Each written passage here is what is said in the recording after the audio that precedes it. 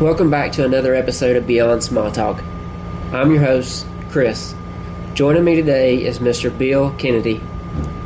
Bill, thanks for coming on the show, man. Thank you. I wanted to start off with asking how you joined the military back in 1967. Was that a choice or were you drafted? Because that was still kind of prevalent back then. Yes, it was. I'd finished high school, and yes, I already had my draft number, which wasn't really low, so I wasn't worried about getting immediately drafted. I thought about college, but I really couldn't think of anything that I wanted to do at college and learn in college. And the fact that, there's money that, my dad was in the Air Force, so he wasn't making a whole lot of money, and with 4 sons, there were things. So it was like, all right, I don't want to wait around for the draft and have to choose, what I was going to do. So I decided, I'd already spent my life, like I said, he was in the Air Force.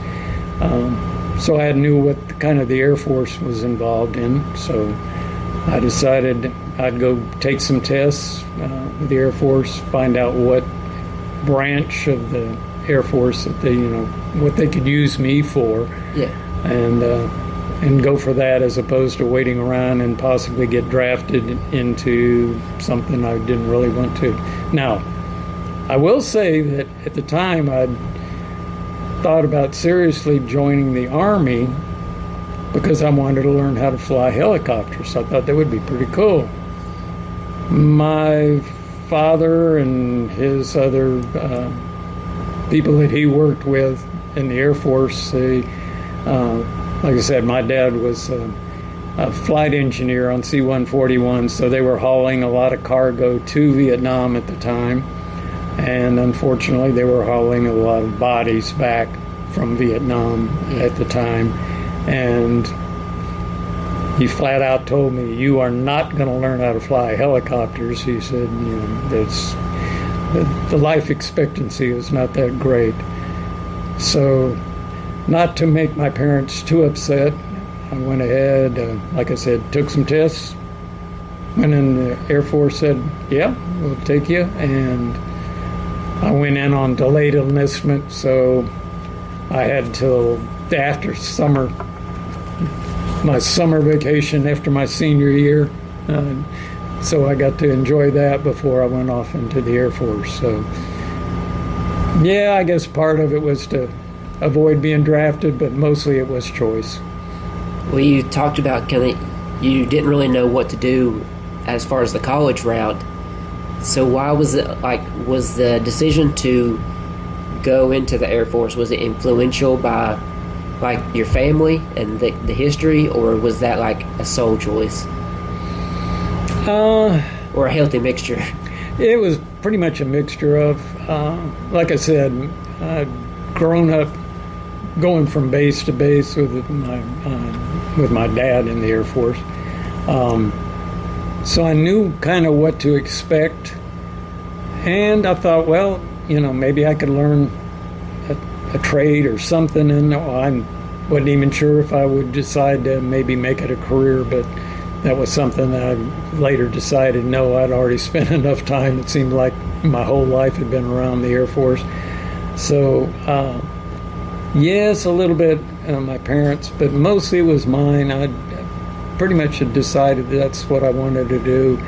And then whenever I got out of the Air Force, okay, I had to build a GI Bill so I could go into college and basically get it paid for, which I did after the Air Force. So it was kind of, yep, I can do this, and then maybe I'll make a decision on what I want to do when I go to college.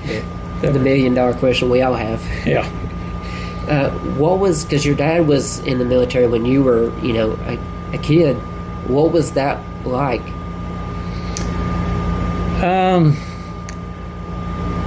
That was like the longest we ever lived in any one area was 5 years in Texas. And other than that, it was constant moving. I know each year of high school was in a different school in a different state. So you pretty much got used to the fact that you were not going to have long-term relationships with anybody, outside of, let's say, the military. You might know somebody who actually gets transferred to the same base you get transferred to, but other than that, you didn't have what the average person would have. So, was it good? Was it bad?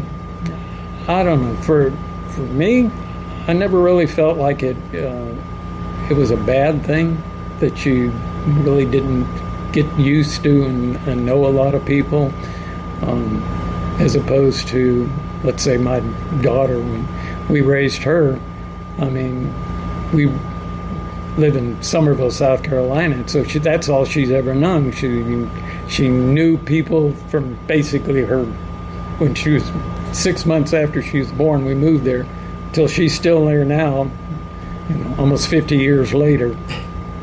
So she knows everybody, and so forth. Me, no.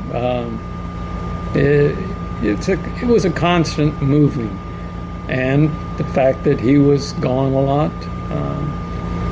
Like I said, he was either TDY, temporary duty, off a different base, and he might be gone for months on end, 6-8 months sometimes. Or when he was a flight engineer and he was flying, he was typically gone 2.5, 3 weeks out of the month, and we wouldn't see him. He'd come in for a few days and then he'd be gone again on flights. And like I said, at the time during 67, 71, when I was in the military, prior to that, 66, 65, he was constantly gone. Fortunately, my mother had, I think I told you before, she was in the Marines during the Second World War. She processed a lot of Marine Corps people going in and out of the service. She did admin work down in Florida. So it's a constant. She knew the military life. My dad did. So basically, that's, it wasn't a struggle for her because she knew what she was getting into when she married him. So there was never any conflict about it. We just moved. Dad would come in sometimes and say, "Oh, got my orders," and he'd be like, "Okay, where are we going now?" And then we'd be like, "Okay, how long are we to have?" And we'd pack up stuff, and in fact, there's some boxes, and I don't think I ever got unpacked once they got packed, because it was a case of move. I know when I had to fill out for my security clearance when I was in the Air Force, it was like trying to figure out all the places we lived in and all the different schools that I'd gone to, and I mean, it just went on and on. So, yeah, it's not for everybody. Let's put it that way. What type of toll does that take, especially when you were younger, to constantly kind of be on the move? Even as you got older, he was still kind of transitioning, on the move. Not really. I can think back and think, that I'm sure it took more of a toll, let's say, on my mother, because she had, like I said, she had to put up with 4 boys. But, she was pretty much, we get transferred to a base, all the stuff would arrive, we get shipped in, and Dad wouldn't be there. Dad would be gone. So it was all thrown onto her and to us to a lesser extent. So if there was a toll, I think it was more on her to basically get settled in, get us registered at schools. Everything fell on her. It was almost like she didn't have a husband. let's put it that way. It's almost like that because he was gone so much. For us, miss him, yeah, but you just knew that's the way it was, and so. Did what was the life like as a kid on like the training camp or where they were stationed at? Because you talked about going to school, but did y'all live on base? The only place we lived in North Carolina on base one time in Goldsboro, and in Charleston, South Carolina was his last station. So those were the only two times that we actually lived on base. Prior to that, it was quote unquote living on the civilian housing. So, it was typically find an apartment, find a small house, whatever. Try to make it work.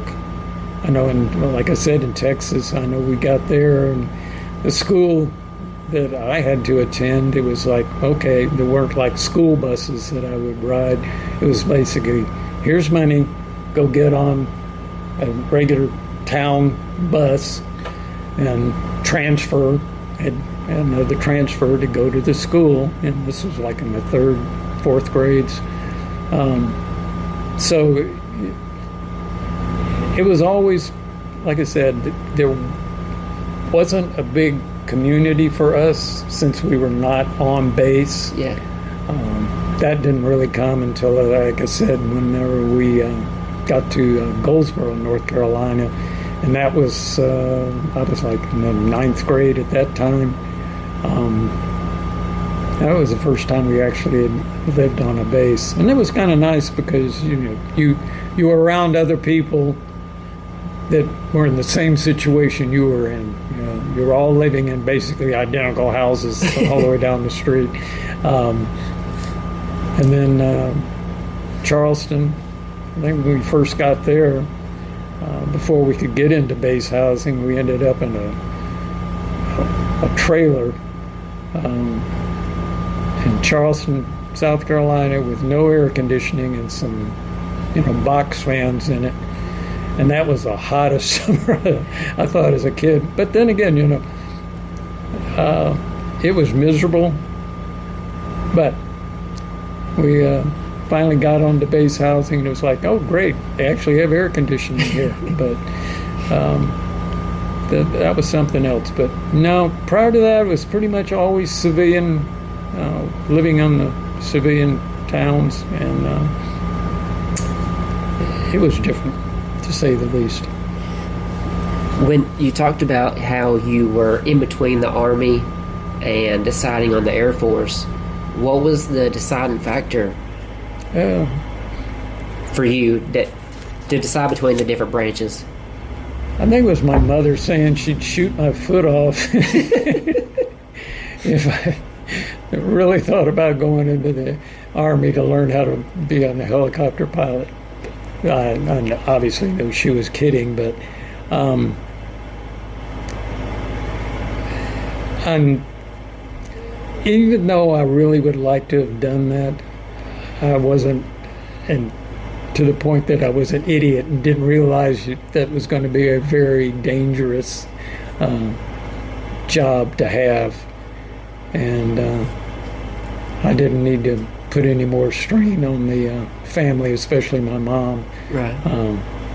by doing that. So that was when I decided, I know the Air Force, it's, it has its moments, but it's not going to be as dangerous as trying to be a helicopter pilot, which I knew where I would end up if I was. So, I mean, they all came, I guess, anytime you enlist in the military, it all comes with the risk of danger. But obviously. You knew that this one came with some more immediate. Yes, absolutely. That was a given.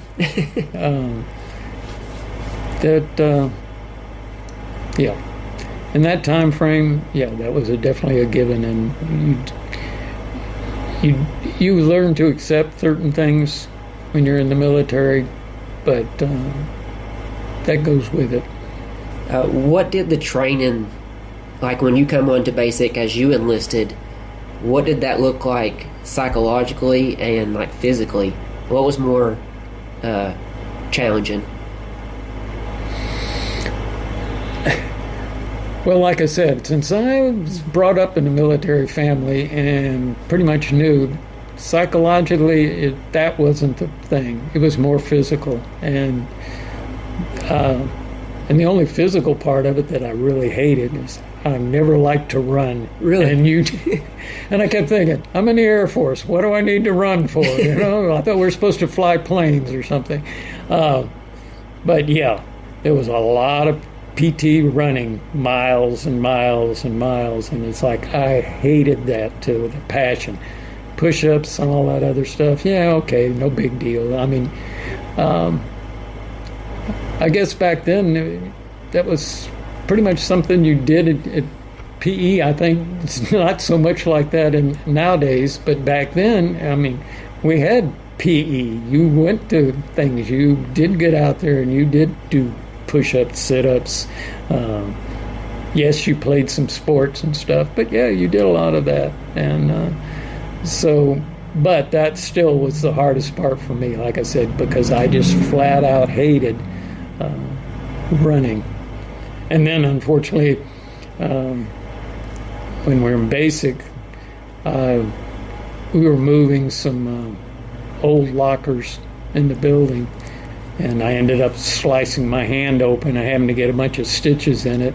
And so that made me end up being stuck on quote-unquote guard duty at our barracks when everybody else was going to PT training and so forth.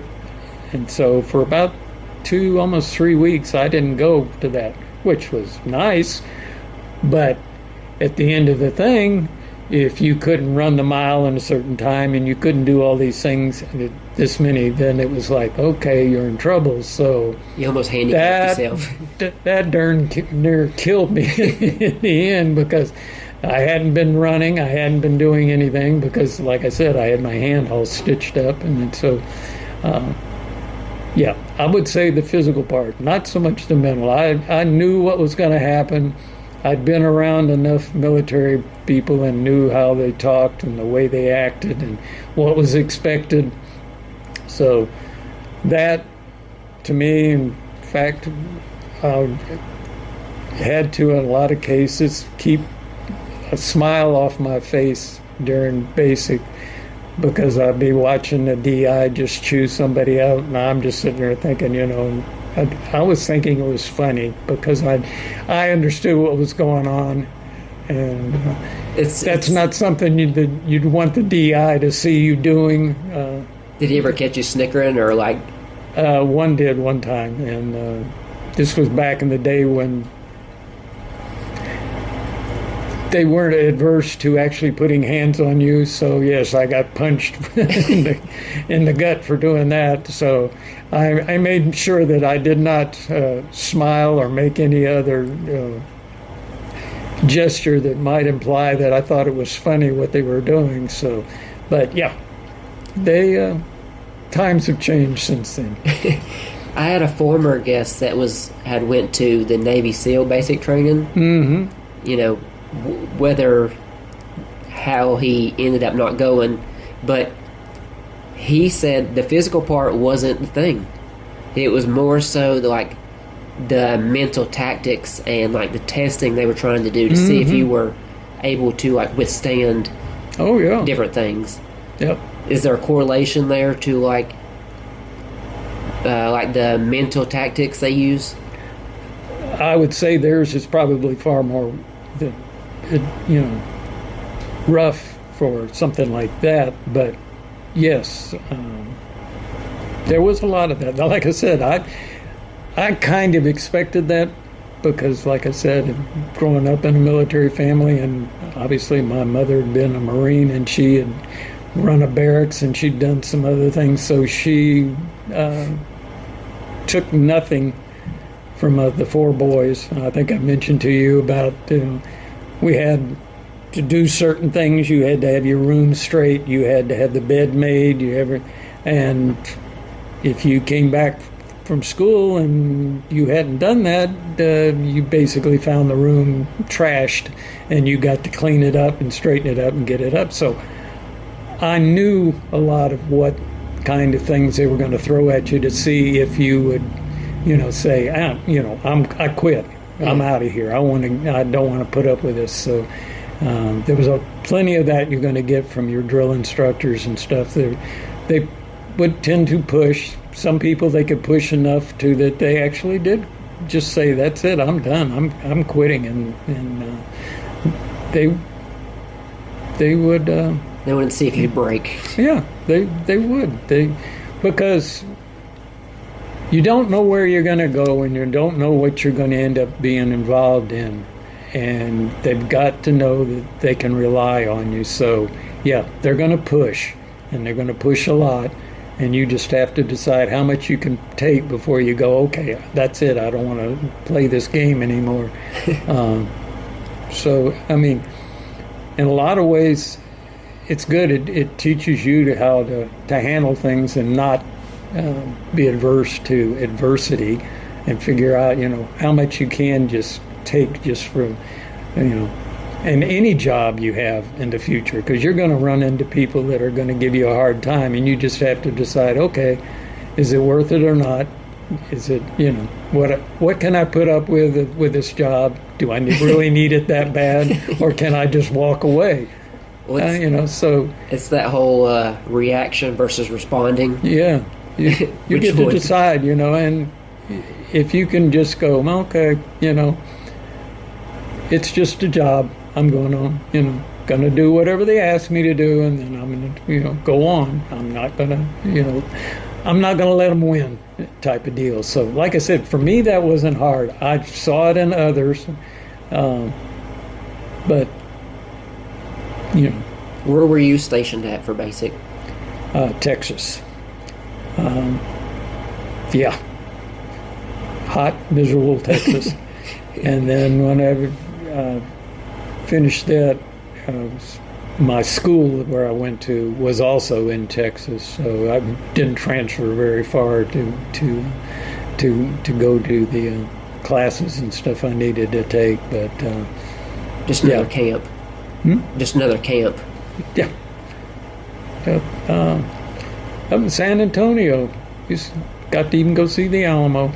Yeah. Yeah.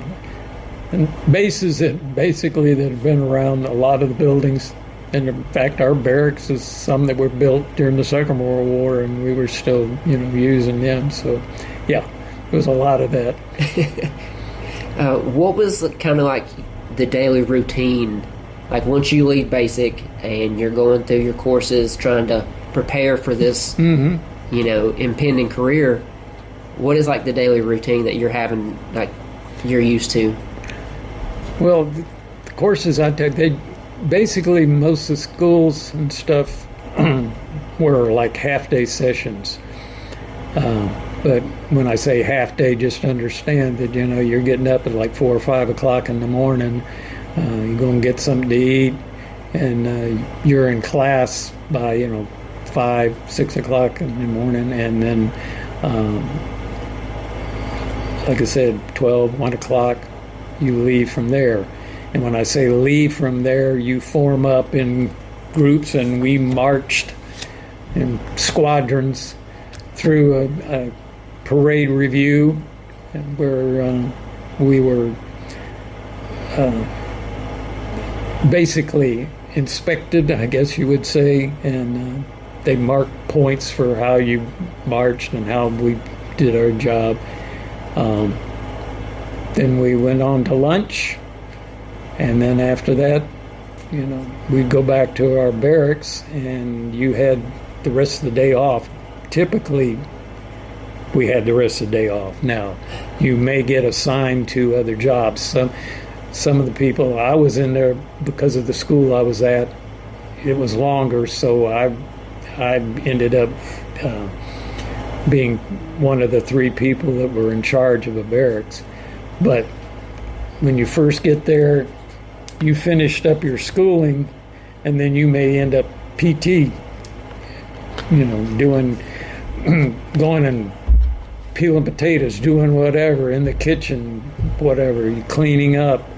They were going to find some job for you, and then obviously in the evenings you'd study if you needed to study, and basically it was just a big room. Well, in this case, 2 big rooms because it was 2 floors, and you had about 25 to 30 people, beds side by side all the way down. And then, like I said, you had 2 floors of that, and we had to assign people that would sit in the stairwell for hours on end every night, and then they rotate through. Kind of, it wasn't like guard duty, but we were in old wooden barracks, and they were afraid if there was a fire, they wanted somebody up awake to make sure that they let everybody know so we could get out. So, but we did that Monday through Friday. A lot of times, depending on, unless you got something assigned on the weekend, you had the weekends off, so you could do just about anything you wanted to do. You could leave the base. Sometimes, just depend how far you wanted to go, whether you could go into town or whatever. But that usually came after you've been there quite a while, not had to earn guys. that. You just basically had to earn that. The guys first get there, no, they were constantly finding them something to do. I noticed you mentioned the getting up early part. I do want to circle back around to that a little bit later. I had a question about that habit. But what were some of the roles, like the roles and titles that you held throughout your career in the military? Well, like I said,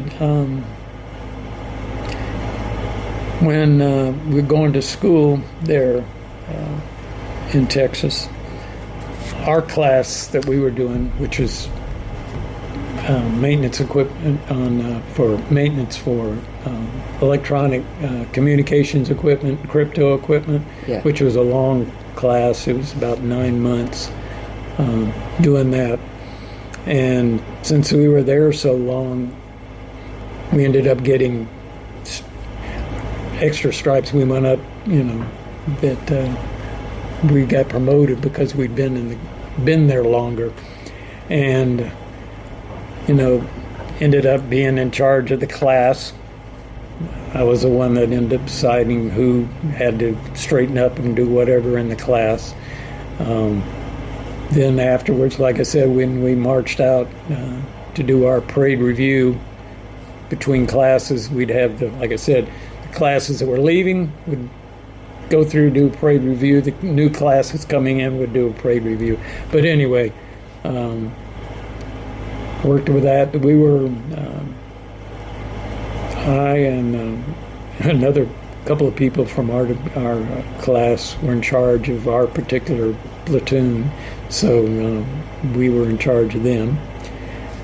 Then, like I said, when I actually was assigned to a base, I was a sergeant in the thing, so we had our own responsibilities and so forth. When we were in the one in Germany that I was at, I was there with multiple people in our department because we had so much equipment to take care of. So basically I was under another person. When they decided to close our base, then I was actually the last person in our department to leave, so I was the one that was left with the responsibility of closing down our department and finishing up the equipment and so forth that needed to be packed up and gotten rid of. When I was stationed in Iran, when I left Germany, I was the only one that knew my particular job there. So basically, I couldn't go anywhere or do anything that I didn't have constant communications with our site that we had. so that they could get in hold of me to come fix any equipment that may be broken down or whatever. So 24 hours a day, 7 days a week, I couldn't go anywhere. That if I left our quote-unquote hotel, didn't have a barracks, we had a hotel. I had a driver, and he'd take me wherever I wanted to go, and then, like I said, take me to work if I needed to go there. And then whenever we finished that assignment, when I went to Maine, I was in charge of what they refer to as workload control, where it was a strangest job. You basically sat at a desk all day long, answering a phone, and you would get calls about equipment needing to be repaired, and then you would contact whoever needed to repair it, and you would actually get them to go repair it. I didn't have to go do any more repairs. So you were the middleman there. Yeah. Then I became the guy that, you got called to, okay, this is broken. Can you get me somebody to get them fix it? And then that was my job to track them down. So when you were in Germany and Iran, which one did you face any imminent danger in either of those places? Germany? No. That was the best fun time I ever had. That was a great place. You said fun time. Yeah, it was. It was fun. You got to understand, you're young, you're away from away from your family, you're all the way in a foreign country. Yeah, that was a special. It was an odd thing because we were a communications site and outside of Kaiserslautern in Germany, and you had Ramstein Air Base there, and then you had a big army base there. But we were a communications site, not on Ramstein. We were completely separated away from them. So we had all of our buildings for all the communications. It was the strangest thing I'd ever seen. We were the central hub for all the communications for the military bases in Europe. We had, like I said, a huge building with all kinds of communications equipment, crypto equipment. We had our barracks with a cafeteria, BX, and we had a NCO club, and we had a baseball field and a bunch of other stuff, but we were kind of separated from everybody else. But it was a really nice, it was a fun experience, to say the least.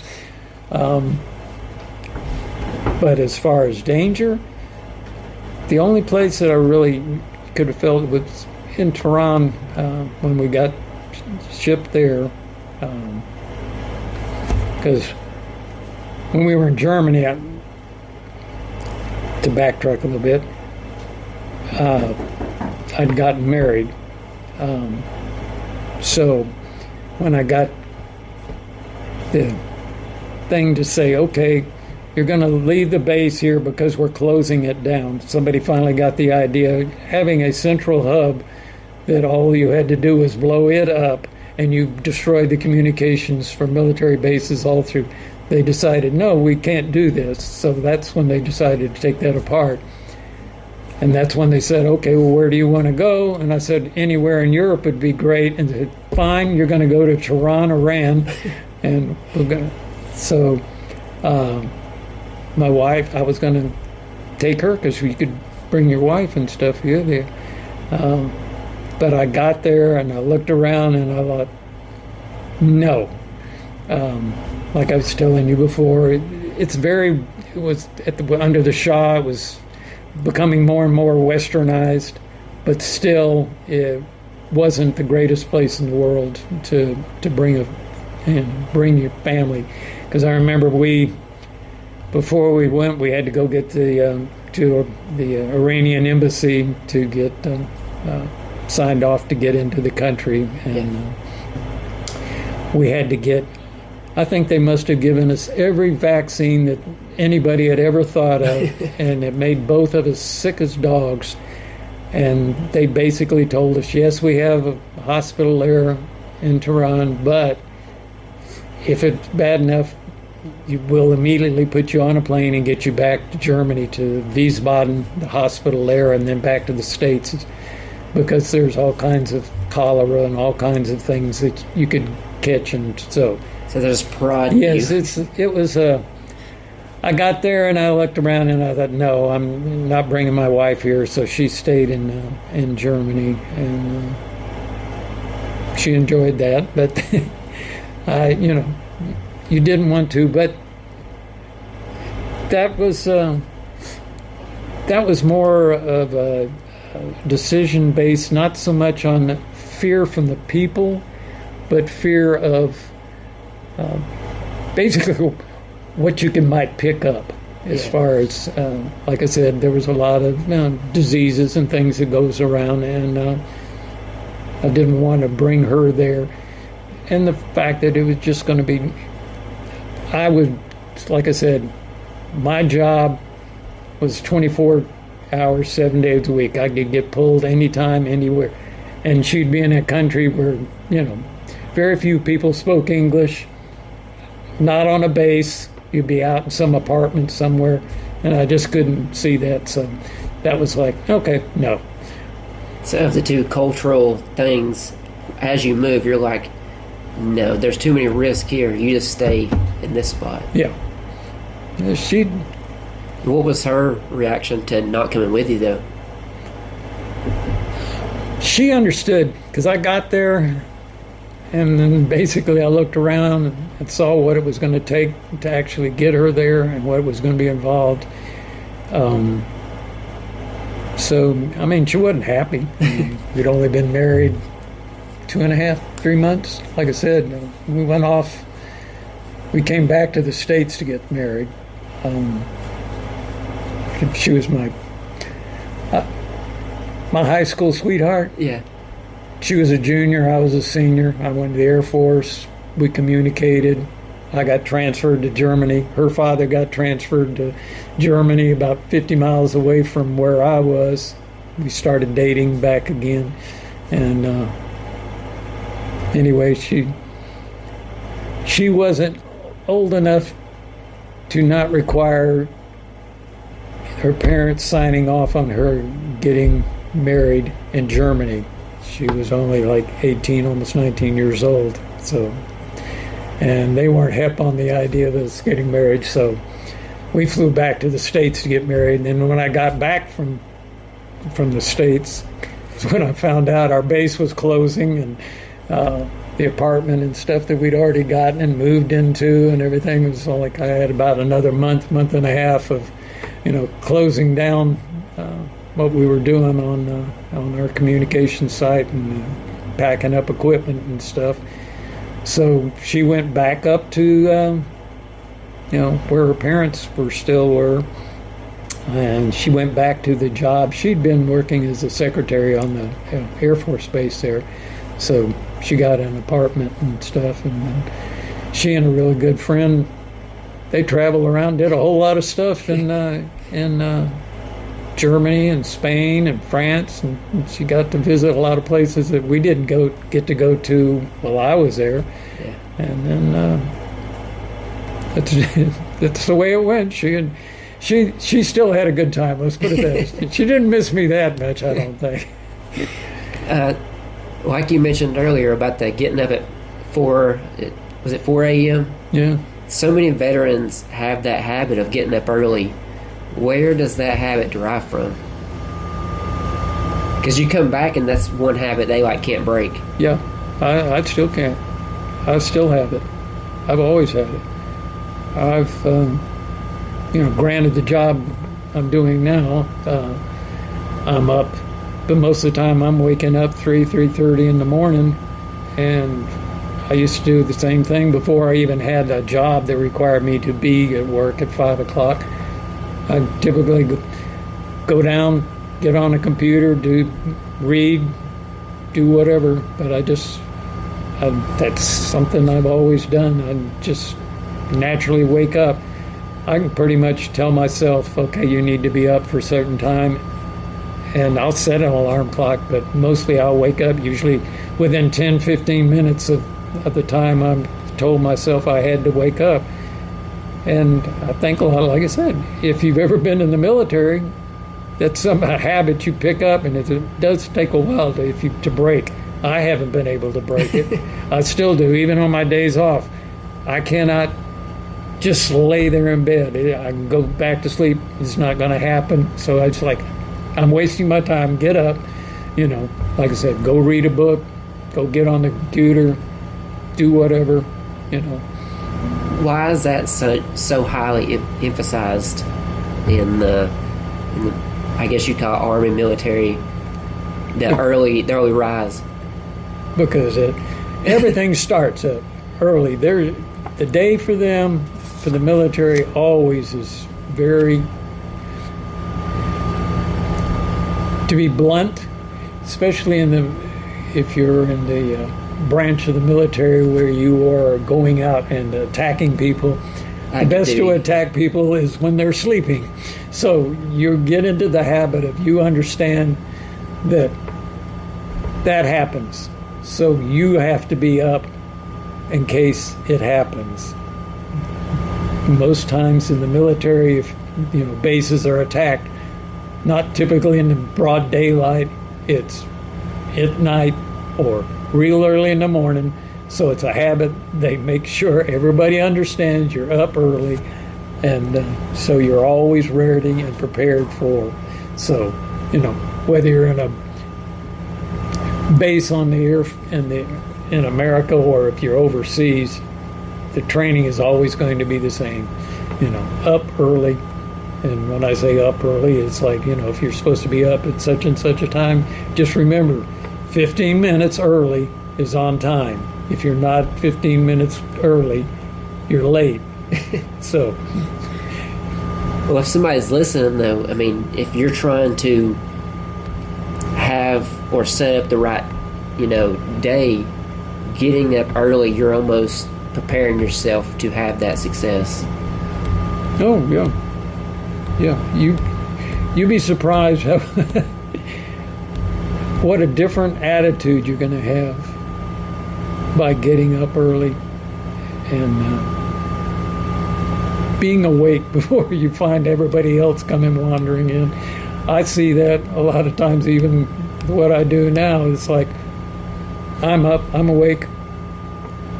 I speak to people that are coming into work, after I've gotten there. You speak to them and they're like, they're in a fog. Yeah. And, you're up, you're awake, you feel better. At least I do. And you're ready to go. That's just the way I look at it. It's you're just ready to go. What? And you have this time between the time that you get up and the expectation that somebody else is going to get up. Mm-hmm. So you're whether it's 4, 5, or 6. Most people don't get up till 7, 8, 9, 10 o'clock now. So you've done beat them by 3 or 4 hours by the time they get up. Yeah. You've done been this productivity level, and now that they have to do all this to try to catch up. Yep. I find that too. Like I said, with my wife is somebody who likes to go to bed really, really late and sleep late. Me, I like to go a little bit earlier, but get up really early. And sometimes she'll get up and it's like, what have you been doing? Well, I got this done, this done, this done, and this done. Oh, okay, great. Just like, I feel like I haven't wasted half my day. It's like, the sun's up, let me go. Right. Like in my 20s, I could burn the candle on both ends. I could stay up all night, get up early, and it don't faze you. But as you get a little older, everybody talks about a morning routine, but I feel like it's more important to almost have the evening routine. That's more sets you up for success versus the morning. If you can get in the bed at a decent time, get some sleep, you can actually get up and kind of beat the other people. Yep. I look at it. if I get 5 hours of sleep at night, that I'm fine. But I know that's not everybody. Other people will need more sleep than that. But I just look at it. I've got things to do, and I don't want to waste time because you never know how much time you're going to have. You want to get stuff done, and to me, just laying in bed just seems like such a waste. What is a good night's sleep for you? If I go to sleep, like I said, if I get 5 hours sleep, anything much more than that, I almost feel groggy. Really? Yeah. Because it's kind of contrary, because they tell you to try to make sure you get your 7 to 8. Yeah. Is that a crock? Maybe when I was younger, I guess. But I can remember when I was, like I said, when I was in the military, I can remember the times that we were notorious for coming back to the barracks when I was at Siegelbach in Germany. We'd finish a thing, we might go to the NCO club for a little bit, maybe have a couple of beers, whatever, sit around, talk. We go back to barracks. We used to play pinochle or hearts or some card game. We'd play all night. I'd be still sitting in my fatigues from the day before, go downstairs, get some breakfast, and go back to work, and not think nothing about it. No sleep, so.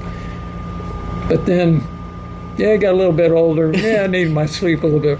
Now it's like, no, just the opposite. It's like, if I get too much sleep, it's like I said, I just feel like, oh man, what a waste. Things I could have been doing. Right. What is kind of the biggest misconception that the average, the civilian person has on the wars going on or kind of the things that's going on? Misconception about what? I guess what we're being told or what the average person maybe understands about what's actually happening. There's a lot of misconceptions.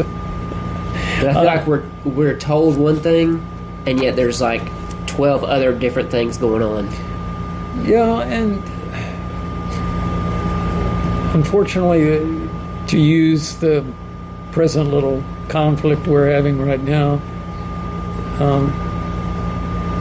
people don't seem to understand, or it's not being taught in school, or it's not being shown in the news as to why we're doing certain things and the way we're doing them. Some people complaining that, like I said, I don't want too much of the politics of it, but in this case, we've had a 47-year war against us that we've been ignoring. When I say that is they took over our embassy, took our people hostage, and what did we do about it? Virtually nothing. They helped sponsor the people that blew up the Marine barracks in Lebanon and killed 300 Marines. What did we really do about it? Not a whole lot of anything. The war in Iraq, the war in Afghanistan, the Iranians helped supply weapons to the thing. So when I hear, and then the fact that they're obviously trying to build a nuclear weapon, and then I hear people say, why are we doing this? I don't know. Gee, I mean, how many Americans do you have to kill before you go, okay, enough is enough. Yeah. We can't do this anymore. And the fact that like I said, the vast majority of people, unfortunately, I just think, are not being taught what's going on in the world. And we have it so good here. We are so spoiled in this country. Look at most of the other countries in the world. How many times have you had major wars or any kind of wars and conflicts right in their own country? When was the last time that happened to here? Other than the 9/11, we haven't had anything since, the attack on Pearl Harbor, and after that there wasn't any actual physical attack on America, so we don't understand, and the vast majority of the civilian population doesn't understand, what it takes, is that and what's going to have to be done. Is that a lack of staying uninformed, or like the desire to be informed? A lack of being informed and a lack of being misinformed. So is it being misled intentionally? Yes. Why? Why would you intentionally mislead your own? That's a good question that I would love to know the answer to. I mean, I can watch the news and I'm sitting there going, I've been in that part of the world. Yeah. I know what, these people think and what's going on. I've seen this, and you're sitting there telling me something completely different. And I'm thinking, wait a minute. These people have been vowing to kill you. They've been chanting death to America. You think that they were just saying that for fun? It's like, happy birthday? No, they were singing, death to America. They've been killing Americans no, they really for all want to this do time. This. And they're trying to develop a nuclear weapon. What do you think they would do with it if they had it? Look what the conflict is involved in now, and what they're willing to do now continually. No matter how much we throw at them, they still want to keep attacking and doing things. What do you think they would do if they had a nuclear weapon? Do you think they wouldn't use it? Of course they would. So my question then is, then why do we have so many people in the media and politicians in this country upset that we're trying to make sure these people never have a nuclear weapon? And they complain about we're spending billions of dollars here to, in weapons and so forth. Yeah. Well, how many Americans could end up being dead if we didn't, if they were allowed to get one? Is it not worth it? So then like I said, then the question is, why? You can't see this, or you're just willingly ignoring it?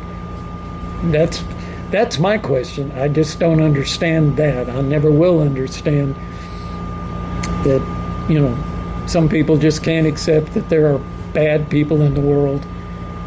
And unfortunately, you have to do something about that. And that's what the military is for. Basically, is, to protect the people who either willingly don't want to accept what's going on, or they just mentally can't accept what's going on, and you have to obviously make sure that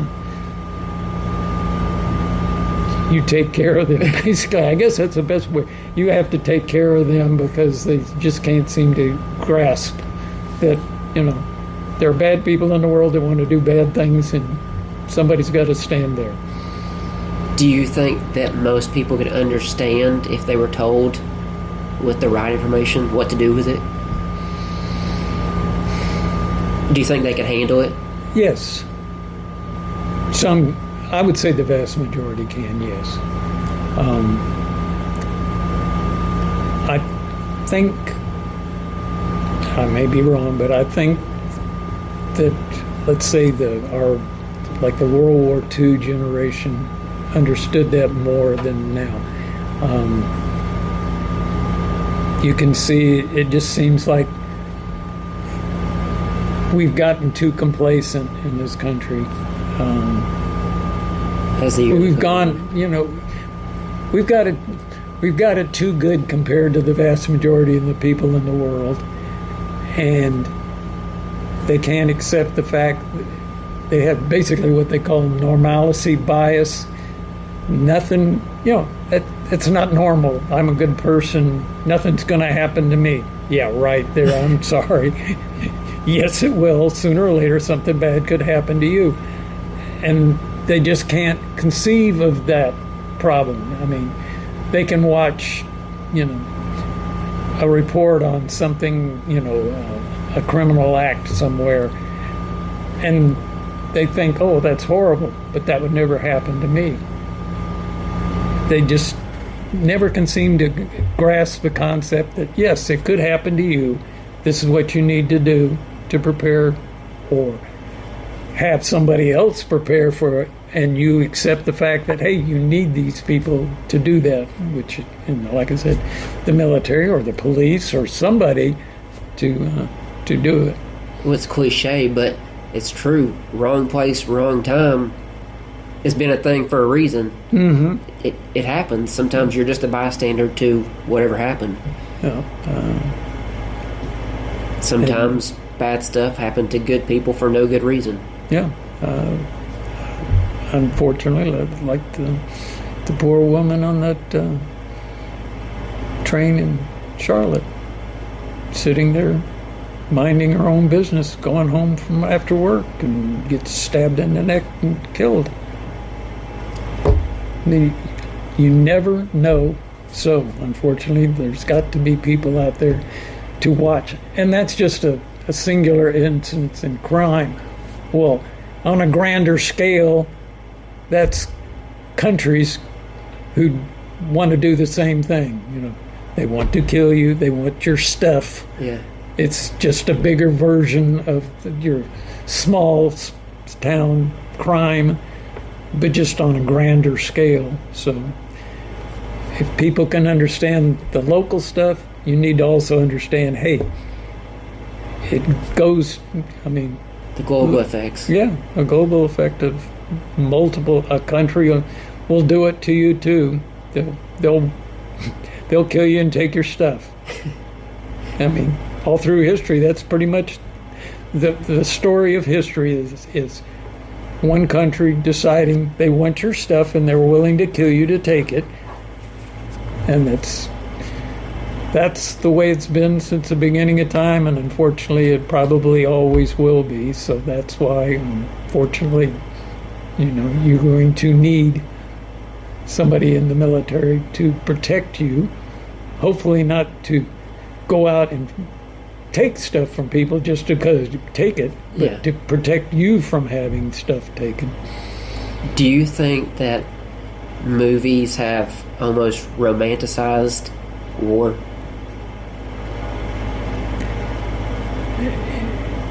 Romanticized, maybe, but I think they've made it to the point where people think it's not as bad as it really is.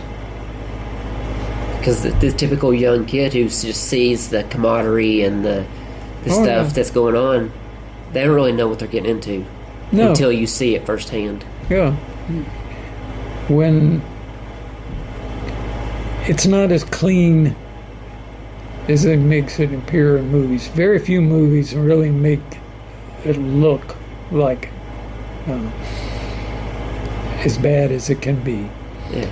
And when you have kids playing Call of Duty and all these other games where basically you can get yourself killed, but then you can go hit the reset button and you pop back up and play some more, I'm sorry. That's not the way it really works. You can't just respawn once you get shot down. Yeah. But there's... Obviously, I personally have not seen this, but I've talked to enough of my friends who have. There's nothing romantic about going to war. The only thing is you're just trying to survive and protect the people that you're with. But there's, this whole idea of, glory and all this other, yeah, well, like I said, it's just to survive, to make it through another day. Well, earlier you talked about how your mom was often kind of by herself because your dad was gone, because of the job. And a lot of the military service can put a strain on relationships. It's kind of like the metaphor of like if you were a pro athlete or someone who, as a career, you're gone a lot. But why do you think so many relationships struggle with someone who's like in the military service or serving? Because most people can't handle it. I'm sorry.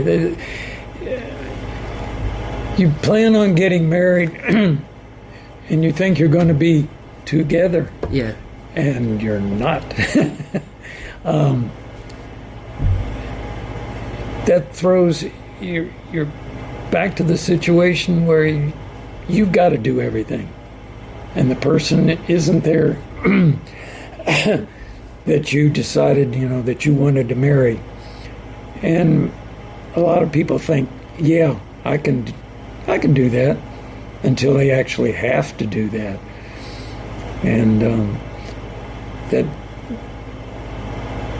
it's a strain that a lot of people, civilian life, and don't understand.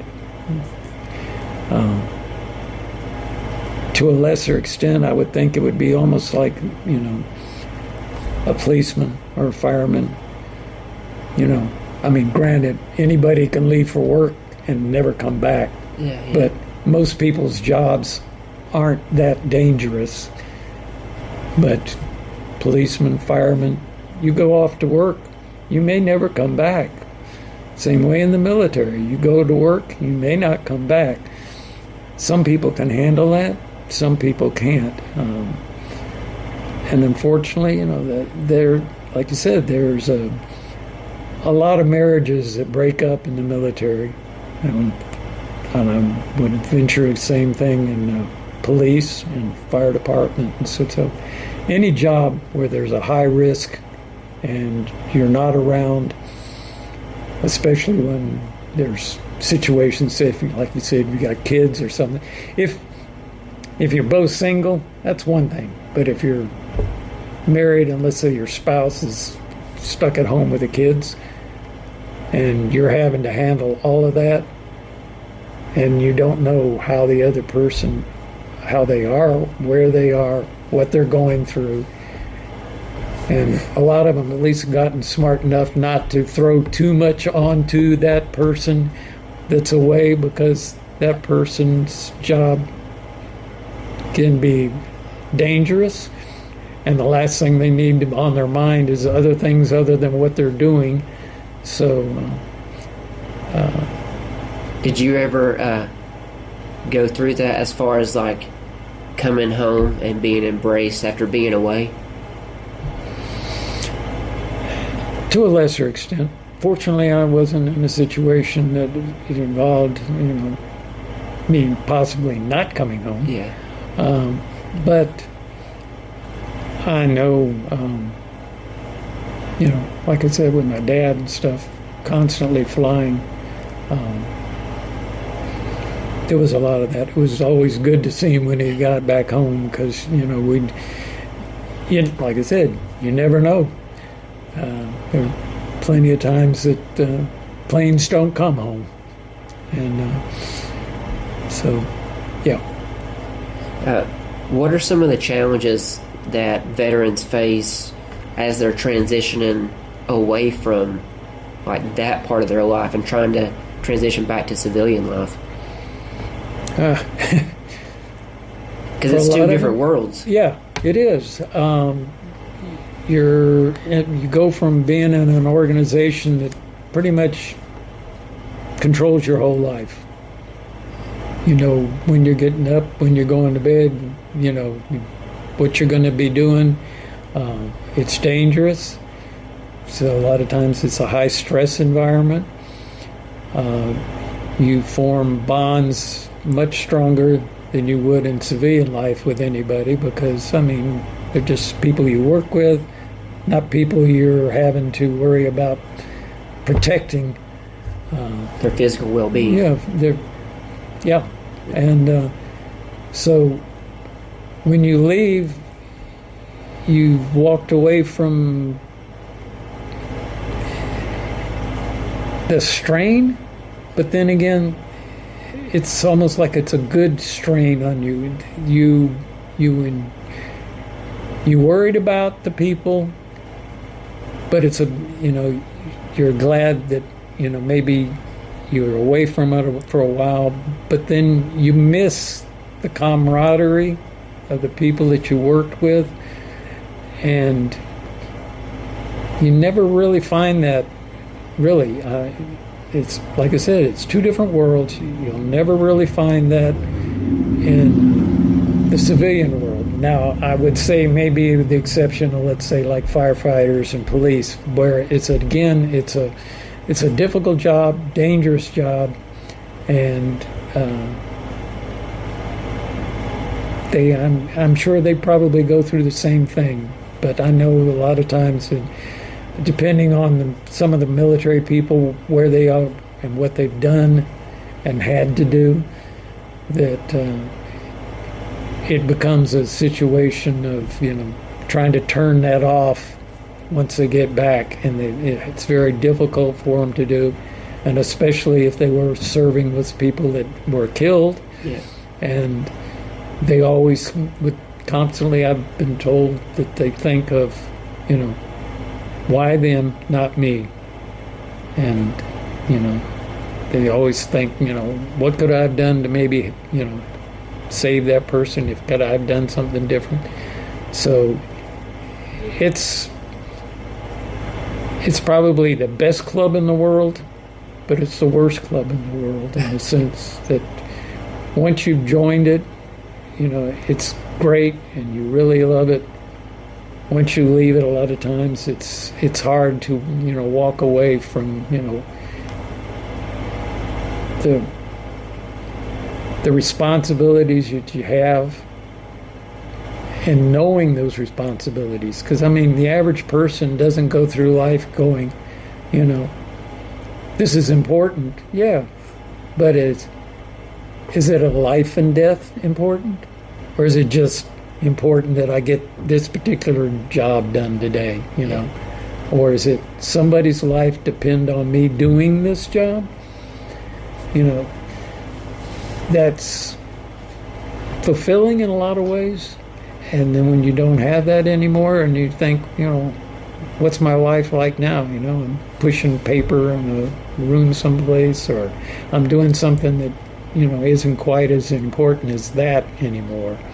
When other people were relying on me to make sure I had the information I need, the equipment I need, the whatever, and they don't have that anymore, it becomes very difficult for a lot of them. And that's why you see a lot of them kind of gravitate to try to find a job that's similar, but there's very few jobs like that out there. So is some just there jobs struggle. that are similar to like those that come out are kind of gravitating towards? Not many. Like I said, you'll find some that that, like I said, will leave maybe the military but go into police. Why? They're already used to handling guns. They're used to handling people. There's a sense of structure. There's a structure there that they can understand. It's almost like the police are almost like a paramilitary type thing. You've got an organization. You've got a hierarchy. You've got the saluting, the whole deal. And so I can see that.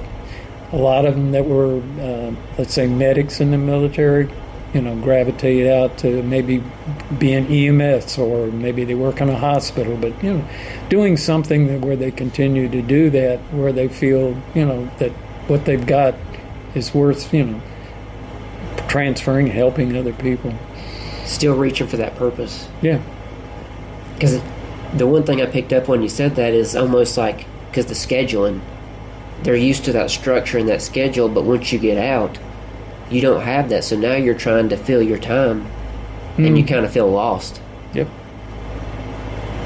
That to me, because I've never had to face that, but it would kind of like stop you, and then you don't know what to do with not only yourself, but what to do with the coming days. Yep. That's part of why I continue to do what I'm doing still, is just otherwise I'd be sitting around and I just can't stand that. So anyway. Were there any parts of the lifestyle that kind of carried over as you came back home that you recognized? I know we talked about the 4 a.m. club.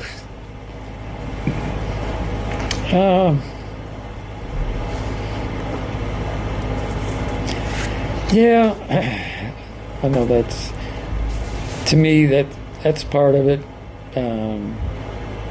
When you promise somebody you're going to be somewhere and do something, you're there. You always, like I said, to this day, my wife drives her nuts. It's just, leave early to get someplace. Why? Because you never know what's going to happen that would keep you from being where you need to be when you need to be there. Yeah. I mean, that's something in the military. It's like, you're supposed to be here at such and such time. There's no excuse for you not to be there. This, unless you're dead, there's no reason why you have assigned duties and assigned times, and they expect you, if they hadn't given you that is for no reason. That's what you're supposed to be doing. So to me, that's still it drives me nuts to know, okay, I'm like, okay, I need to be there early. Allow my enough time to always be early to make sure that I've got whatever I need to do it. Like I said, waking up early. And I'm not sure if it was just the military, but I had the feeling it was mostly my parents. The yes sir, no sir, yes ma'am, no ma'am, the whole giving people respect until you realize they don't actually deserve respect. So Yeah. to this day, that was them, but I know that's also the military. They push that, whether you like the officer or not, that's not the point. You salute the officer, not the man that may be wearing the uniform. It's his position, his authority. So that's something you just accept. You may not like the person, but that's just it. You just accept that. He's in the role, so it's not necessarily the person, it's the role. Yep. What was the biggest difference to you prior to joining and you after you left?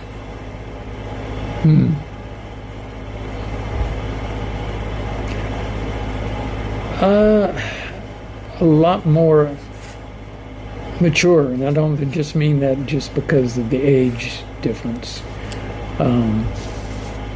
You just learn to accept responsibility a lot more.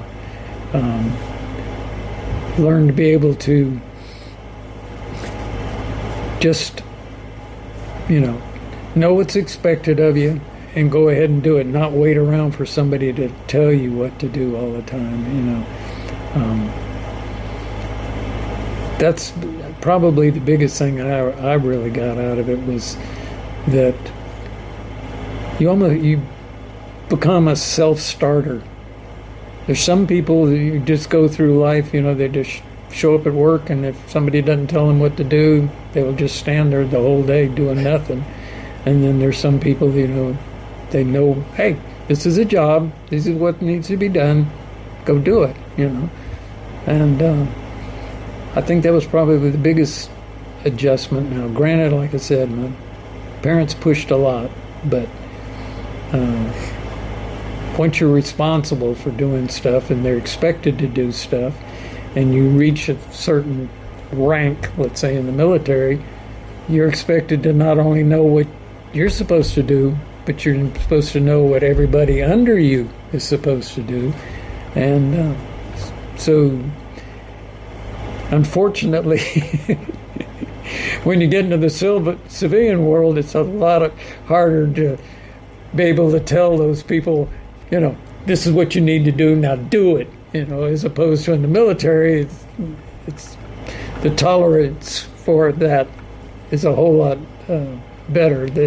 They understand, hey, I'm going to get yelled at if I don't do this, In There's a the little more civilian culture world, there. there's like, whoa, you can't talk to me like that. Watch me. If there was a young person that's listening and considering joining the military, what advice would you give them before they signed up?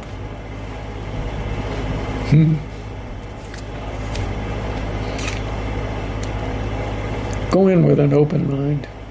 Really. Don't go in with perceived ideas as to what it's going to be like. You're going to find that you're going to be pushed and pushed and pushed to the point where you think, oh, okay, I can't do that. I'm not going to do it.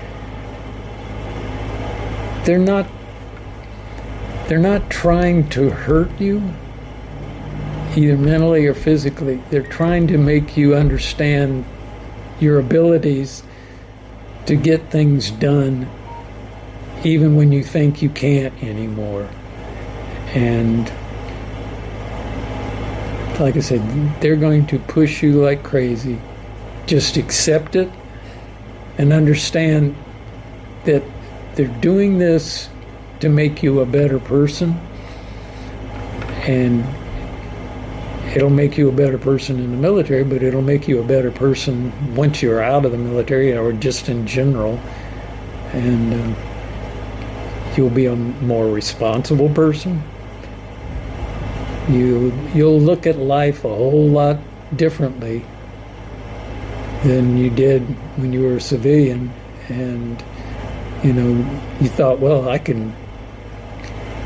don't like this job, I'm going to quit. I'm going to go over here and do this job. No, I don't like that one. I'm just going to go sit at home. Oh, sorry. You don't get to do that anymore. You've joined up. You're going to see it through to the end.